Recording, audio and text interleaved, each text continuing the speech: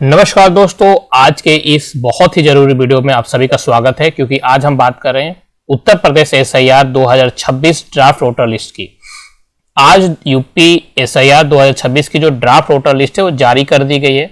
अगर आप जानना चाहते हैं कि आपका नाम वोटर लिस्ट में है या नहीं, नाम गलत है तो क्या करें, नाम नहीं है तो कैसे जुड़वाए, तो वीडियो को अंत तक जरूर देखें क्योंकि एक छोटी सी गलती आपका वोट देने का अधिकार छीन सकती है। तो सबसे पहले आप अपने लैपटॉप या मोबाइल में किसी ब्राउजर में गूगल को ओपन कर लीजिए और यहां पर आपको डालना है voter.eci.gov.in। जैसे ही आप डाल के इंटर के बटन क्लिक करेंगे तो आपके सामने इस प्रकार से एक लिंक जो है वो वेबसाइट जो है वो शो करने लगेगी। इस वेबसाइट पर फिर हमें क्लिक करना होगा और क्लिक करने के बाद से हमें आगे बढ़ना होगा। तो यहाँ पर हम क्लिक करते हैं। जैसे ही हम क्लिक करेंगे इस प्रकार का एक जो इसका होम पेज है वो ओपन हो चुका होगा। तो यहाँ पर आपको जो ये लिखा है डाउनलोड इलेक्टोरल रोल, यहाँ पर आपको क्लिक करना होगा। तो यहाँ पर क्लिक करते हैं। यहाँ पर क्लिक करने के बाद से फिर से एक इस प्रकार का डैशबोर्ड ओपन होगा जहाँ पर आपको सबसे पहले आपको अपना स्टेट जो है वो सेलेक्ट करना होगा। तो यहाँ पर आपको अपना जो स्टेट है वो सेलेक्ट करना है। यहाँ पर हम उत्तर प्रदेश सेलेक्ट करेंगे क्योंकि आज हम उत्तर प्रदेश का देख रहे हैं। यहाँ पर उत्तर प्रदेश हमने सेलेक्ट कर दिया। जैसे ही सेलेक्ट करेंगे इस प्रकार से फिर से एक होम डैशबोर्ड ओपन होगा। यहाँ पर हमें जो ईयर चूज करना है वो करेंट का ईयर चूज करना है, अर्थात 2026 का जो ईयर है वो चूज करना है।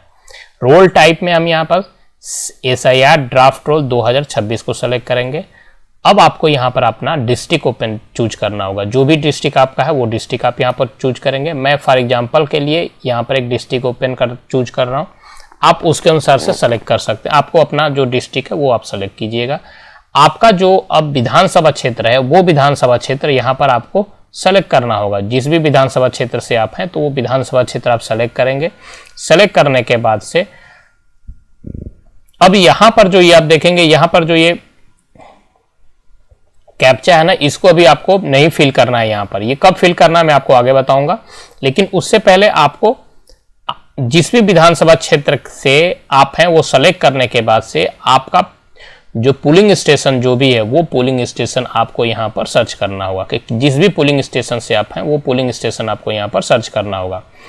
एक बार में यहाँ पर सिर्फ 10 ही पोलिंग स्टेशन का नाम यहाँ पर आ रहा है। तो आपको बार बार नेक्स्ट करने के बाद से यहाँ से आपको बार बार नेक्स्ट करना होगा और फिर उसके बाद से अपना जो पुलिंग स्टेशन वो यहाँ से सर्च करना पड़ेगा। याद रखिए कि अगर आपके गांव में 2 या 3 पुलिंग स्टेशन है तो आपको दोनों या तीनों को सेलेक्ट करके उसको डाउनलोड करके फिर उसमें अपना नाम सर्च करना होगा। तो यहाँ पर हम देख लेते हैं कि कौन सा पुलिंग स्टेशन जिसका भी होगा। मैं किसी फॉर एग्जाम्पल कहीं का भी एक जगह उठाऊंगा फिर आपको दिखाता हूँ कि कैसे वो डाउनलोड हो सकता है। तो फॉर एग्जाम्पल कि मैंने ये सेलेक्ट कर लिया है और इसको सेलेक्ट करने के बाद से यहाँ पर आपने सेलेक्ट किए, उसके बाद से आपको फिर से ऊपर की तरफ स्क्रॉल करना है। अब यहाँ पर आपको यहाँ पर कैप्चा डालना होगा। कैप्चा जो डालना होगा वो कैप्चा जैसा है हूबहू आपको वैसे ही डालना होगा। अगर स्मॉल में है तो स्मॉल में लिखना है, कैप्स में है तो कैप्स में आपको लिखना होगा। तो यहाँ पर कैप्चा डालते हैं। कैप्चा यहाँ फिल करने के बाद आपको फिर से डाउनलोड सेलेक्टेड PDF जो लिखा हुआ है इस पर आपको क्लिक करना होगा।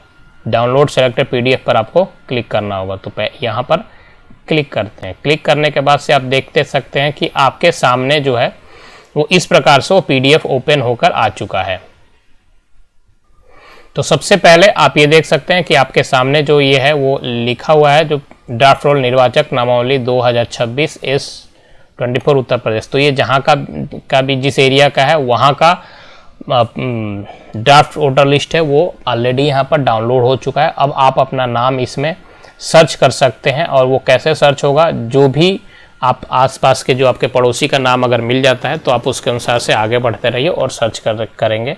अब बात कर लेते हैं कि जिन लोगों का नाम इस ड्राफ्ट वोटर लिस्ट में नहीं होगा उनका क्या कर। देखिए गवर्नमेंट ने उस समय जब एसआईआर 2026 का जब इम्यूनेशन फॉर्म फिल किया जा रहा था तो गवर्नमेंट ने ये कहा, ये गवर्नमेंट की तरफ से ये बात आई थी कि सबको जिनको भी इम्यूनेशन फॉर्म मिल रहा है उन सभी को ये इम्यूनेशन फॉर्म फिल करना है। चाहे आप उसमें आप अपने किसी रिलेटिव के साथ उसको मैपिंग कर पा रहे हो या नहीं कर पा रहे हो, लेकिन आपको अपना इम्यूनेशन फॉर्म फिल करना था।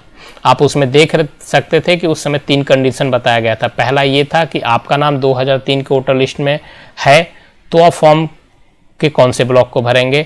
अगर आपका नाम 2003 के वोटर लिस्ट में नहीं था, SIR में नहीं था, तो आप, अगर आपके माता पिता का था तो आप कौन सा, कहाँ आपको डिटेल फिल करना था। और अगर आपका नाम या आपके किसी भी रिलेटिव का नाम 2003 के SIR में नहीं था तो भी आपको ये इम्यूनेशन फॉर्म मिला, क्योंकि आपका नाम 2025 के वोटर लिस्ट में था। तो उस दौरान भी आपको वो डिटेल फिल करके देना था। लेकिन जिन लोगों ने अपना SIR फॉर्म नहीं फिल किया उनका नाम तो इस ड्राफ्ट वोटर लिस्ट में नहीं आएगा, और जिन लोगों का मैपिंग भी नहीं हो पाया, मतलब अपने किसी भी रिलेटिव के साथ, उनके पास नोटिस जाएगा। उस नोटिस के तहत आपको एक जवाब देना होगा। उस नोटिस में एक लोकेशन, जो भी आपका लोकेशन दिया होगा वहाँ पर, कि आपको इस जगह पर आकर इतने बजे आपको इस नोटिस का जवाब देना है। तो उस केसेस में आपको अपना डॉक्यूमेंट्स दिखाने होंगे। और डॉक्यूमेंट्स कौन कौन से दिखाने होंगे, ये जो 12 लिस्ट आप देख सकते हैं, जो 12 डॉक्यूमेंट का जो लिस्ट है, उसी में से कोई सा भी एक डॉक्यूमेंट आपसे मांगा जा सकता है। ये डॉक्यूमेंट्स कितने आपको दिखाने हैं ये डिपेंड करता है कि आपका डेट ऑफ बर्थ क्या है। अगर आपका डेट ऑफ बर्थ के जो ईयर है, जो डेट है, उस पर डिपेंड करता है कि आपको 1, 2 या 3 डॉक्यूमेंट दिखाने होंगे। अब बात करते हैं उन लोगों के लिए जिनका नाम इसमें है ही नहीं, तो उनको फॉर्म 6 फिल करना होगा। और उसके बाद से फिर उस जो फाइनल इसका वोटर लिस्ट आएगा उसका वेट करना पड़ेगा कि उसमें उनका नाम आ रहा है कि नहीं आ रहा है। लेकिन अगर किसी प्रकार का कोई कन्फ्यूजन होता है तो आपको अपने BLO से ही बात करना होगा। एक और चीज़ मैं यहाँ बताना चाह रहा हूँ, कभी कुछ एरिया का ना, जब ही मैं डाउनलोड कर रहे हैं तो ये PDF ओपन नहीं हो रहा किसी एरिया का। तो उस केसेस में डाउनलोड हो रहा है लेकिन वो ओपन नहीं हो रहा, क्योंकि हो सकता है कि मेरा लैपटॉप में वो ओपन नहीं हो पा रहा क्योंकि मेरे पास वर्जन कोई और हो PDF का, दूसरे में हो सकता है। लेकिन अगर किसी कारणवश नहीं हो पा रहा हो तो आप घबराने की ज़रूरत नहीं है। आप अपने BLO से भी संपर्क करके ये पता कर सकते हैं कि आपका जो नाम है वो जो ये ड्राफ्ट वोटर लिस्ट है उसमें आया है कि नहीं आया है। अगर किसी प्रकार का नाम आने के बाद से अगर किसी प्रकार की कोई करेक्शन करवानी है तो उसके लिए आपको फॉर्म 8 फिल करना होगा।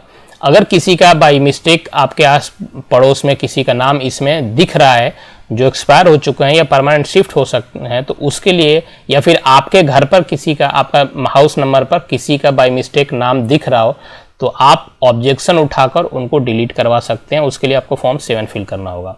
तो जिनका नाम नहीं है उनको फॉर्म 6 फिल करना होगा। जिनके पास नोटिस जाएगा उनको नोटिस का जवाब देने के लिए डॉक्यूमेंट्स जो भी मांगे जाएंगे वो डॉक्यूमेंट्स देने होंगे। जिनको करेक्शन कराना है उन्हें फॉर्म 8 फिल करना होगा। और अगर किसी प्रकार का ऑब्जेक्शन करके किसी का नाम डिलीट कराना हो तो उसके लिए फॉर्म 7 फिल करना पड़ेगा। तो आशा करता हूँ आपके सभी सवालों का जो जवाब है यहाँ पर मिल गया होगा। अगर इसके बावजूद भी किसी प्रकार का कोई सवाल हो तो आप कमेंट बॉक्स में लिखिएगा।